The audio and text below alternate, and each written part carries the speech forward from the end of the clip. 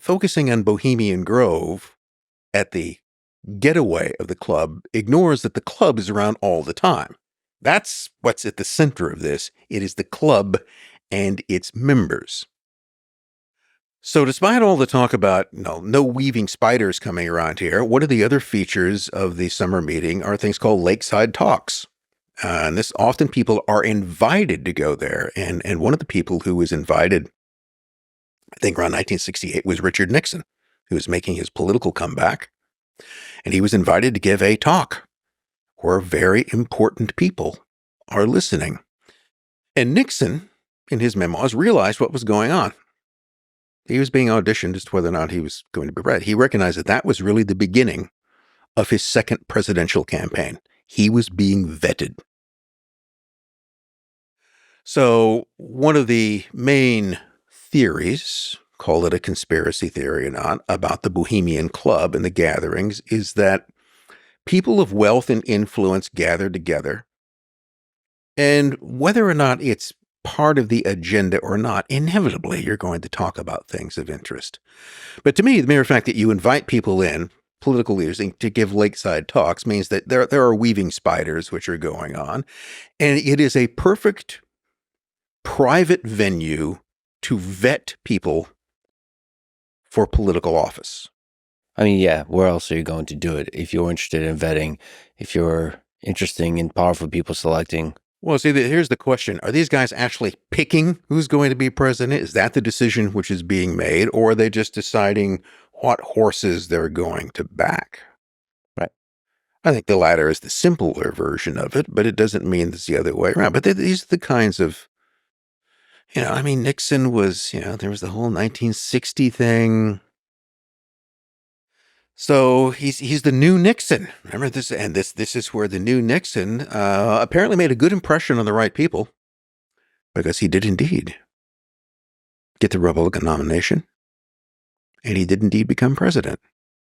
Well, there could also be a much more innocent explanation of really it's powerful people getting together and having conversations, and through that conversation influencing each other's view of the world, and just having a legitimate discussion of policies, foreign policy. Why wouldn't they? I mean, why would you assume that people are not going to do that? It's the owl thing with the robes. Like what? Why the owl and why the robes? Which is why it becomes really compelling when guys like Alex Jones, forgive me, but I have not watched his documentary. I probably should at some point, about the Bohemian Grove, where he claims that there is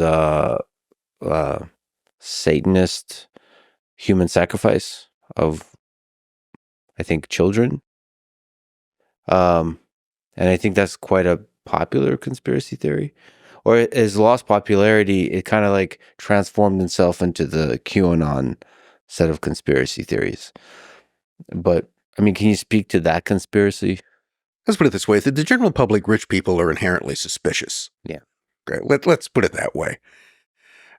First of all, they've got all that money, and exactly how did one obtain it? And I do not, of necessity, adhere to the view that behind every great fortune there is a great crime, but there often are. There are ways in which it's acquired. But I think it's one of the things I think that can happen is, particularly when people acquire a huge amount of money.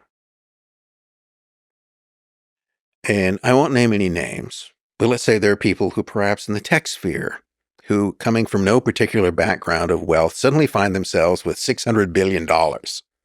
Well, what? This is the question you would have to ask yourself. Why me? Because you're one of the rare, tiny group of human beings who will ever have that kind of wealth in your hands. Even if you are a convinced atheist, I think at some point you have to begin to suspect that the cosmic muffin, Providence, whatever it is, put this money in your hands to do what? Achieve great things. Just think of all the stuff. So you're going to start a foundation, and you're going to start backing all the things that you like. This is, I think there's an element of ego that comes in with it as well. And again, it may not be so much what the rich person with a huge amount of money at their disposal and a lot of fuzzy ideas about what to do with it can be influenced by others. It's always that question as to who's actually manipulating these events. What's going on in that regard? And in some way, they can be a very useful sucker. Find somebody with a lot of money and get them to finance the things that you want them to do. The Bohemian Club is, I don't think, in and of itself inherently evil or sinister, but it means that there are lots of different people in it who have different agendas. It goes back to what I said about how somebody feels about the cremation of care ritual. This is either just a waste of time, it's just some sort of silly thing that we're doing, or it is something of great importance, perhaps even mystical or religious importance, because that's ostensibly what it's pretending to be. There's always this question as to what degree you begin to play and the play becomes serious. That tends to happen a lot.